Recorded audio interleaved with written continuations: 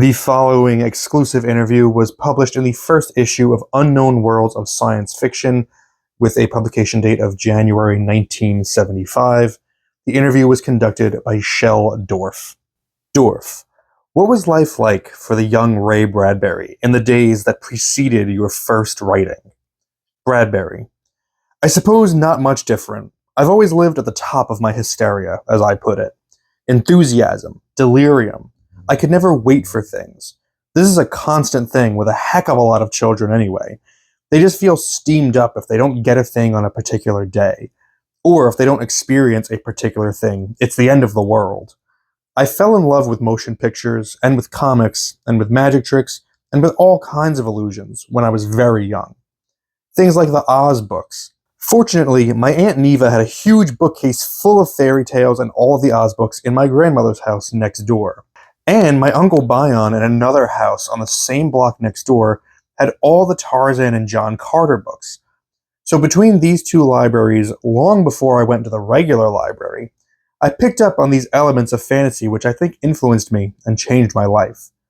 I was talking with an English professor the other night about what was wrong with our education system in the first and second and third grades, why kids are not reading, and what's wrong with the sort of thing we teach in the first grade. Well, my recollection of the early years was that we were very fortunate in those days to be taught a heck of a lot of Greek and Roman mythology, and Norse mythology, and some of the Germanic myths. These wonderful stories induced you to want to read. There was something to read, there was something imaginative to grab onto, so that you felt the need to learn on your own, so that you'd rush ahead into those things. So all of these things then went into my background and excited me, and I began to read the Oz books when I was 7 or 8. And I kept being led around by things which now are considered unimportant. The Oz books have never been taught in our schools. They're not in a heck of a lot of libraries. They've been looked down on by educators and intellectuals. And I feel at this very moment in history that if we put the Oz books into the first and second grade all over the country, we'd have readers all over the place in no time. And that also applies to Greek and Roman myths and to things like John Carter of Mars and Tarzan. Yes, now these are not literature in the usual sense, but they are imaginative, and they do rev up one's imagination. And that's the answer for me for reading. Dorf. Terrific. Bradbury. So this is my background, and I think a lot of it has gone into my work. Of course, I'm so glad that I have all the old fairy books that were given to me, the Andersen and Grimm fairy tales, by my aunt when I was 3 and 4 years old. So I would look through those big picture books with their wonderful illustrations, and I fell in love with people like Arthur Rackham when I was a young child. Then the science fiction books came along with their fantastic covers by Frank R. Paul and works by Mr. Brown, who did the covers for Astounding Science Fiction back in 1930, 31, 32. And people like Wesso and Elliot Dold, whose work stands out in my mind. Well, these are all wild and vulgar and beautiful, and fill your mind with images that excite you, make you want to live. So, thank God, as soon as I saw these things, I fell in love with them. And when Buck Rogers came along, instantly, within the very first strip, I just went absolutely crazy. I just started with the most amazing thing I'd ever seen. I could barely wait through each day. That's the way I lived. I lived hysterically, waiting for that hour every afternoon when Buck Rogers came into the house. And then when he went on radio, that was immense, and that was exciting. So I kept moving then, as a child, from excitement to excitement. When Blackstone the Magician was coming to town, that was incredible too. I could hardly wait. I'd just go right out of my head waiting for Blackstone to show up. So all of that energy and passion and madness went right into my writing when I began to do it at the age of 12. Dorf.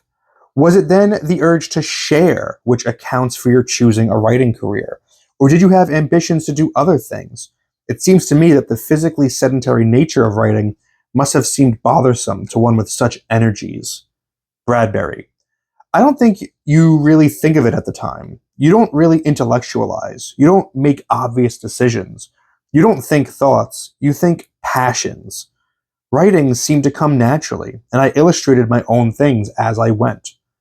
So I did my first comic strip when I was 12, which was an adaptation, of course, of Harold Foster. And I was collecting Tarzan all the time then. That was a big thing.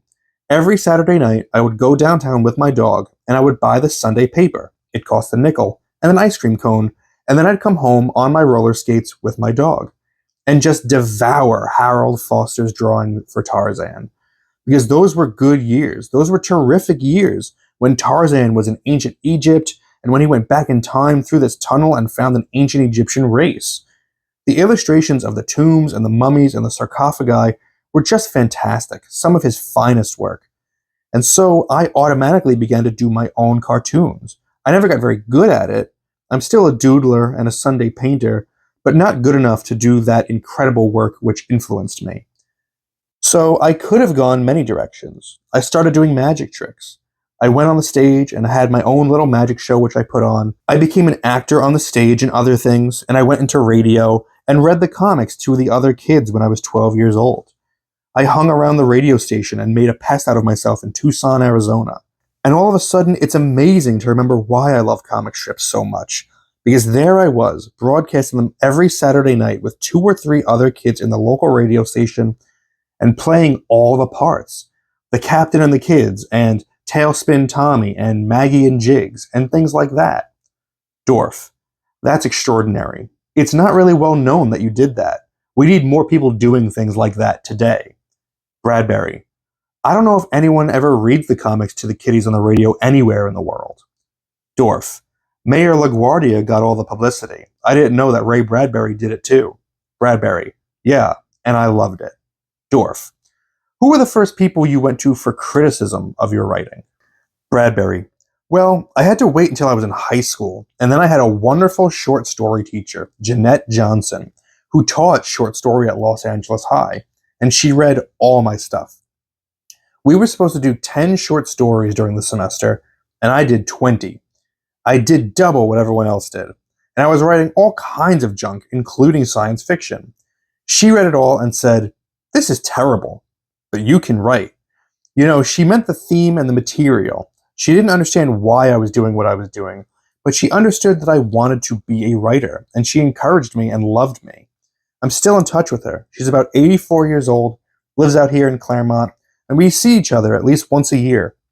She was the first person and the most important in encouraging me. Then, of course, in my last year in LA High, I went into a bookstore in Hollywood, and I saw a sign that had been posted by Forrest J. Ackerman announcing meetings of the Science Fiction League downtown in Clifton's cafeteria. So I went down and joined and met Harry Kuttner and Ray Harryhausen, who was my own age and was dreaming of becoming some sort of filmmaker. Ray and I became fast friends. I used to go out to his house. He made a life mask of me and put together a liquid latex horror mask for me to wear on Halloween back in 1938. And I went to the Paramount Theater with Ray Harryhausen and Forrest Ackerman, wearing this liquid latex green Martian sort of mask, and had a wonderful time. So you see how crazy we all were. There is no difference between the generations. Boys are always doing something like this. But within the Science Fiction League, then, I met Robert Heinlein and Edmund Hamilton and Lee Brackett, and each of them at one time or another was a teacher of mine. I used to have meetings every Sunday afternoon for about 4 years down at Santa Monica on the volleyball courts with Lee Brackett. She was writing for Planet Stories and doing these incredible adventure stories, which I envied and admired so much, and still do. And I was trying to do something in science fiction, and I was doing imitations of Lee Brackett. They weren't very good. You read some of my early stories in Planet Stories. Those were all written at the time I was on the beach with Lee, and she was doing fine work, and I was doing lousy imitations, just trying to learn how to do it. Finally, I got to a point where I was able to write well enough to take off in my own direction. Later years in Planet, if you'll check through my stories, you'll find where I finally began to develop my own ideas and techniques and style, and was able to break away from simply being influenced as a student. But Lee was one of my constant advisors, teachers, and friends. For a brief period there, Heinlein was too. Dorf. What was your first major success, and did it frighten you? Bradbury. It's hard to put your hand on what you mean when you say success. I've never thought in those terms. You look at certain areas of your life, and they seem fortunate or loving or good, but you can't point to one thing. These things creep up on you, so slowly anyway. None of my books has ever sold very well. So there's been no success in large terms that you can point to and say, hey, The Martian Chronicles was a success. Well, it's a success over a period of 24 years. The first year that book was published, it sold only 8,000 copies. That isn't really very many copies. It's certainly not a bestseller. It's a very quiet, nice, pleasant sale, because the average book by an unknown writer sells 3,000 or 4,000 copies. So I sold double that amount, and that is a moderate and quiet and lovely success. The kind of success that impresses me is collisions between people, meetings between people, heroes that you've always wanted to meet. I'll tell you the moment in my life that to me meant, I guess, success. I was at a science fiction convention in Los Angeles in the summer of 1946, as I recall. I was 26 years old, and I'd been publishing in Weird Tales for about 4 or 5 years. Almost every month I had stories there, and had begun to establish a small reputation for myself. I was being paid around $30 a story, $40, sometimes maybe $45. And I was attending this convention, and I was in the convention hall, and I heard a voice at the door behind me, about 60 or 70 feet away, and Robert Bloch had just come through the door, and he was looking around, and I heard this voice say, "Hey, where is this guy Ray Bradbury? I want to meet him." Well, that was a wonderful moment for me, and that is what I call success. When someone you have read for years and have never met comes into a meeting of strangers and asks for you, then you know you've turned a corner. Those are the moments I remember. I went back to New York in the spring of 1950 for the publication of The Martian Chronicles. On the train was a friend of mine who was on his way to Europe. He couldn't afford to take a sleeping room, so he took the chair car across the United States, and we slept in the chairs, of course, because I was too poor to afford anything else. I arrived in Chicago, and I had been invited to have lunch with a fan there. I was supposed to meet him in the couple of hours between train schedules. So I went over to the Art Institute to look for my friend at the top of the stairs, and instead there was a crowd of 12 or 14 people, and I thought, well, that can't be my friend. He's not going to be with anyone. And I looked beyond, and I couldn't find him. And all of a sudden, this crowd came down the steps of the museum, and I discovered they were all fans, and they all had advanced copies of The Martian Chronicles, and they loved it. And that's why they were there as a surprise to welcome me to Chicago. That was a moment in my life which was another turning point. I was suddenly being accepted and loved and read, and here were 14 strangers showing up to congratulate me on this change in my life.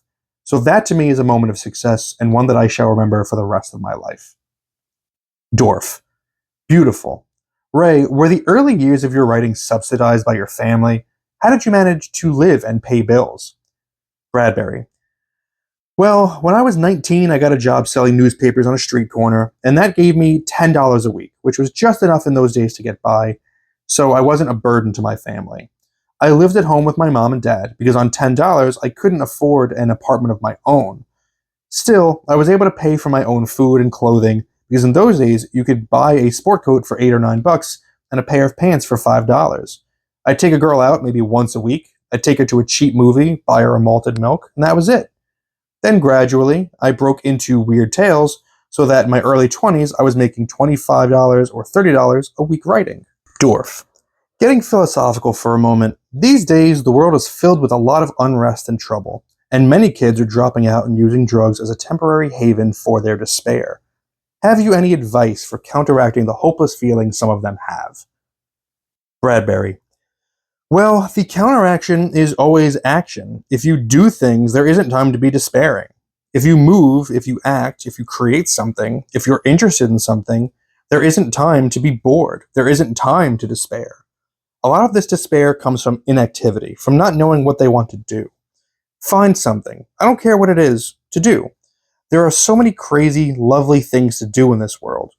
A friend of mine, like Roy Squires, has more than one activity. He's a lover of antique book collections, and he's also a publisher of wonderful small publications that he puts together, reprinting some of the works of Clark Ashton Smith. He's done 2 things of mine. He gets handmade papers, he sets his own type, he loves typography. You begin to look at people like Roy Squires in this world, and you begin to ask around how many crazy people are there like this in the world that love paper, that love type, that love putting out their own small publications. Well, it turns out that there are, at the most, 95 or 100 of these people in the whole world. Out of 3 billion people, there are 80 or 90 lovely people who cannot stay away from paper and typography and setting their own type and making their own small booklets, which then become collector's items and sell for incredible prices all over the world a year or two later. That's really what I'm talking about. The younger generation, any of them, if they just find that small niche for themselves, it doesn't have to pay much. Maybe it won't pay anything, but it will be an activity that's loving and wonderful and that causes them to pump their own adrenaline in their system and feel so good that there's no way of despairing. Because they are active within their own love, and that means pumping your own drugs into your own systems. You don't need any outside drugs that way. You are so high all the time on the thing that you're doing, whether it's acting or painting or printing your own magazine. When I was 17, 18, 19, all the extra time I had went into helping Fari Ackerman and the other people at the Science Fiction League put out various magazines. I helped mimeograph, I wrote articles, I illustrated. When I was 19, I had my own magazine, which Forrest Ackerman paid for, an incredible person. The whole science fiction activity is a way of making do, of surviving. There are a lot of young publishers there with their own mimeographed magazines, and they have the right answer. They fill their lives with criticizing and reading and illustrating and doing, and that really is the answer to all of this. Dorf. I understand that lately you are being consulted by city planners who appreciate your far-sightedness. What advice do you give them? Bradbury. Just to take another long look at what they haven't been doing. They've been allowing their own communities to disintegrate because the average Chamber of Commerce is so fantastically conservative and unable to see the destruction, the boredom within their own planning. The sort of malls they put up are drab and unimaginative, and all they've done is herd all the little businessmen from their original dwellings into the new ones without thinking how to dramatize them and freshen up what is already there. How to make a mixture of things that's exciting and tantalizing and will attract people. So we're suffering all over the United States, and especially in the large cities, an attrition of people who simply don't come into the downtown area anymore, except on some sort of business, and who don't stay to shop often enough. What you try to do with the city fathers, the mayor, the councilman, is to try to take a look at what they're doing in San Francisco in architecture, how they've refurbished some of the streets, how they've put together complexes like the Ghirardelli Square that are wonderful mixtures of things, and learn from these and put together things for both generations, the old and the young, where we can all go and feel refreshed and excited and want to go more than once a year.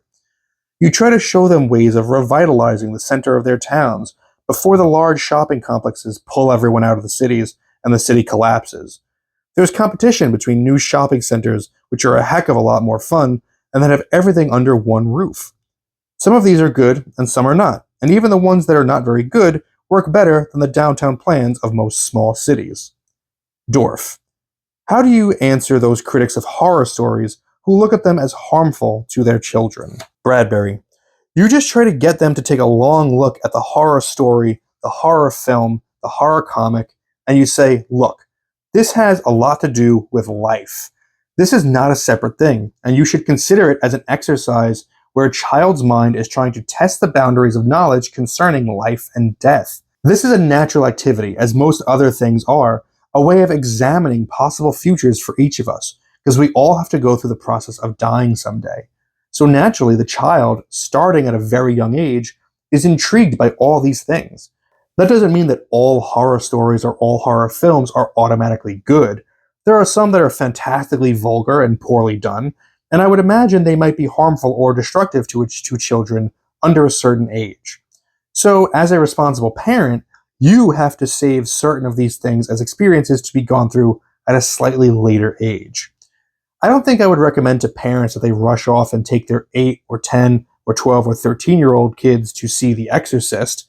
I think the film is much too powerful for young children. I would take a long look at a 15-year-old, though, and if that 15-year-old were exceptionally bright and open and unhung up, I'd allow her to see The Exorcist, as I have my own 15-year-old daughter, because I know she can take it and enjoy it. But there's a lot of individual decision that has to be made there, and we as parents have to decide which children at what time are ready for what kind of information. We become our own censors, which is the way any really good society works. We shouldn't have to have these things put in from outside. We should be capable of showing judgment on our own. Dorf. As a citizen of the world, which single achievement of mankind excites you the most? Bradbury. There are two, actually. They're polarized in my mind. The most important thing that's happened in the last 30 years is the invention of atomic power and the hydrogen bomb, which has given us a chance to have a heck of a lot more political development in the world. Fewer wars, less war activity, which is giving us a chance to make do with other countries. And that's all to the good, a chance to make peace in the world. We've been forced into it. That is exciting because we didn't anticipate that it would happen when we invented these things. But that's the way it's turned out. From our terror of these things, the major powers are being forced into accepting each other. And a long period of peace, which will hopefully now ensue, will give us time to cure most of the other problems of the world and also make it out into space, which is the second part of my subject. Space travel, of course, promises incredible benefits for mankind on thousands of levels, including the aesthetic and the theological, and in so many areas we haven't even begun to explore yet. And of course, the ultimate benefit will be the immortality of mankind that space travel can ensure for us. That we can go on from Earth to other planets and on out to the stars and exist for hundreds of thousands and millions of years. That to me is tremendously exciting. Dorf, do you agree with the chariots of the gods theory that this planet has been visited by beings from other civilizations in the galaxy? Bradbury, I'm not qualified to have an opinion on that. I think it's an intriguing theory. I don't think anyone knows, including Mr. Von Daniken, but I think it's a fascinating idea. It makes your hair stand up. Some of the photographs, some of the ideas, and I think that if the book causes us to retain some sort of sense of awe about the universe, that's fine, that's all to the good. So we just keep our minds open about these theories and then proceed from there and see what else we can find to tie these things together. If they don't tie up later, we can reject them. Right now, we should keep our minds open, for the possibility is a good one. Dorf, what is it about the comics that makes you such a fan? Bradbury, well, I guess the same things I started out with as a child. Today, more than ever, the sense of humor that goes into them, of course. But that was also true when I was reading Popeye when I was 11, 12, 13 years old, and Mickey Mouse, too. Today, we all read Wizard of Id and BC and Andy Cap for the same reason, because they criticize the total society and not just a part of it. But I admire illustration, and always did, and I suppose I always will. I get a kick out of well-drawn comic strips when you're dealing with storytelling, as in the case of Prince Valiant, or well-drawn comic strips which deal with humor. And some of the illustration that goes into Mad Magazine is amazing. Some of the satire, the satirical drawing.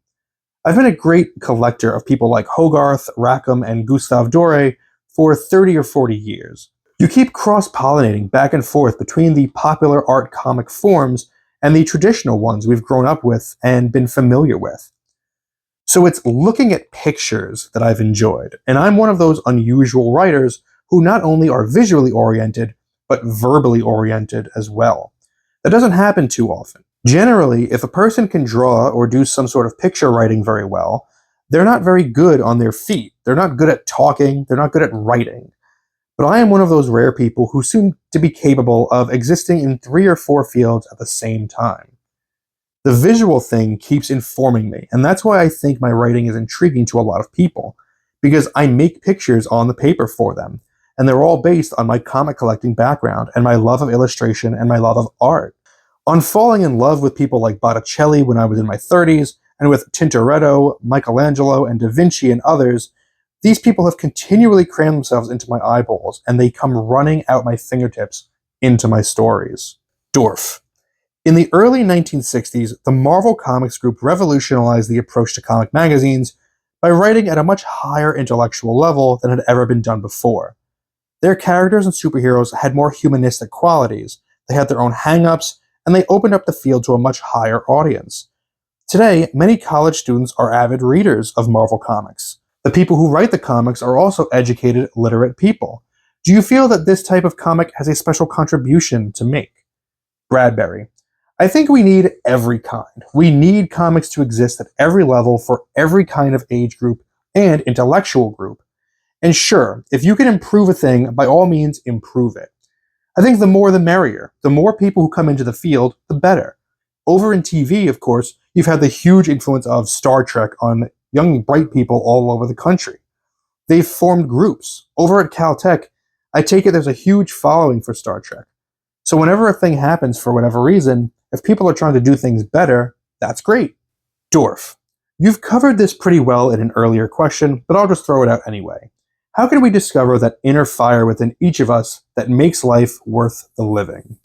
Bradbury. I just think you've got to look to your passions and ask your stomach how it feels about something. You see something that excites you, then go with it.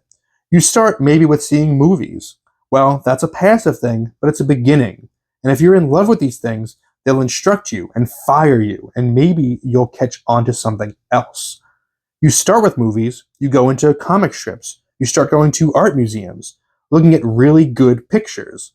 Then you start looking at book illustration and you see how that's done. Then you begin to look at architecture. That's what I've done. So as a result now, people in many fields come to me because they know of my interest and love and excitement in looking at architecture and world's fairs and urban planning. They all begin to latch onto one another. You can't stop, you know. You start in one little field and then you just blaze all over the place. You start with one passion somewhere and fuel a kindle in your heart and stomach. It's not inside your head. It's in your heart and stomach. Your whole body reacts to this thing. And as soon as that happens, you go with it, whatever it is, and then devour it alive. If there are books on a particular subject in the library, then you read every damn one of those books, and that kindles the fire more. You find an author who's your author. Read everything of his. And then in turn from that, you'll pick up on other people.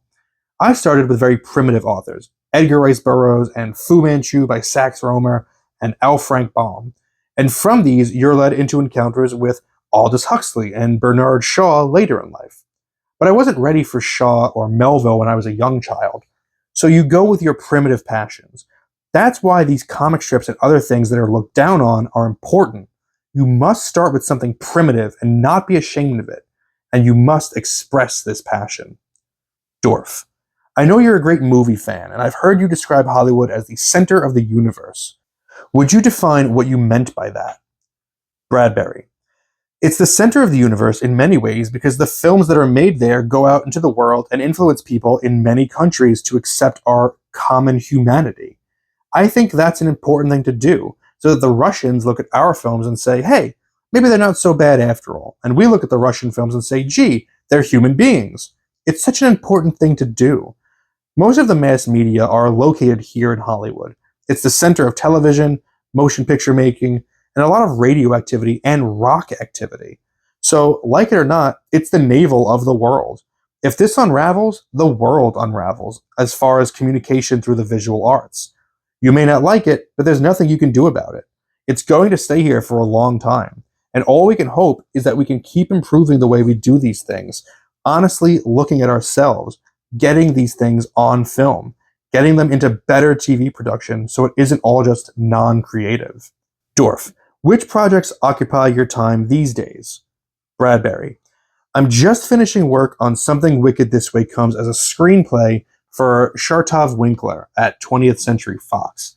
It will be directed by one of two directors, either Sam Peckinpah or Jack Clayton, whose film The Great Gatsby has just come out. I'm waiting to hear more on this at this time. And then I'm going right into finishing work on an autobiography that I've been working on for 5 years with my agent. A book on writing, actually. How you get your ideas and how you live with them and create with them. Then I want to do some more plays, and another book of short stories, another book of poetry, and somewhere along the line in the next 5 years, I'd hope to do a grand opera. I'd like to find the right composer and do something immensely intriguing in the science fiction field for the musical stage. One of my heroes over the years has been Puccini, and the influence of his music on my thinking is immense. If I could find someone with a commensurate talent, which is not easy to do, the world is not full of Puccinis, I would love to try a grand opera. Maybe I'll come a cropper, maybe I can never do this, maybe I'm a fool to even try. But again, I'm responding to a desire on my part to try. I have this exciting feeling about it. I've already worked with several composers. Dorf. Puccini? Bradbury. Yeah, I've done so much work now with various composers. Jerry Goldsmith and Billy Goldenberg, a Dandelion Wine musical, a cantata with Jerry Goldsmith and Chris Dusapala, which turned out so well, and my work with Lalo Schifrin. I love to be around various artists in various fields, and again, here, if you're ignorant of it, then you go teach yourself, and you let other people teach you. I still can't read a note of music, but I can collaborate with musicians, and I've written several songs with Billy Goldenberg which turned out very well. As long as he tends to his music and I tend to my words, then we get together and babble and run around like kids.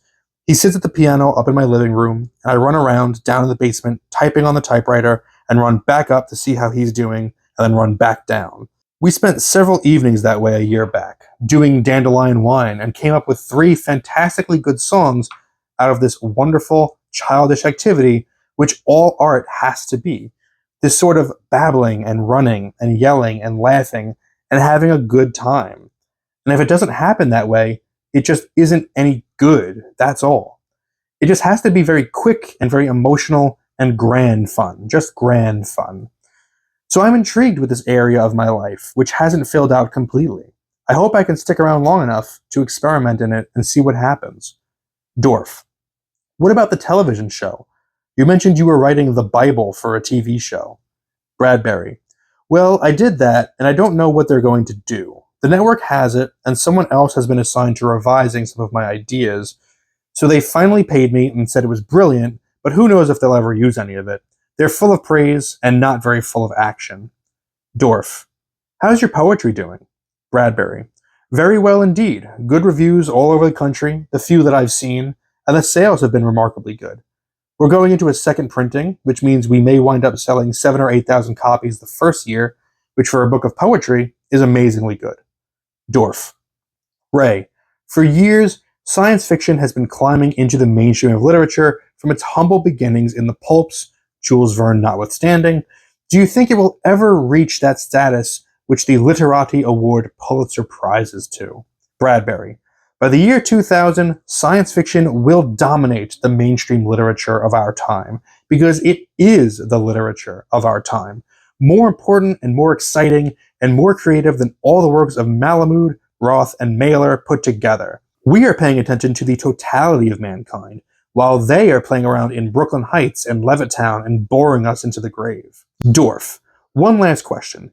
In his introduction for the vintage Bradbury, Gilbert Hyatt states that you are not a science fiction writer, but rather a visionary. Do you agree with that statement? Bradbury. I am not so much a science fiction writer as a fantasist, moralist, visionary. I am a preventer of futures, not a predictor of them. I wrote Fahrenheit 451 to prevent book burnings, not to induce that future into happening, or even to say that it was inevitable. If I thought the latter, I would eat 18 gallons of ice cream, 189 pickles, and several Clark bars, and get the hell out of the world tomorrow. I don't believe it. I believe we are better than we think we are, and worse than we can imagine, which gives me hope. Yes, hope, hope, hope. We will survive our worst attempts to hurt ourselves.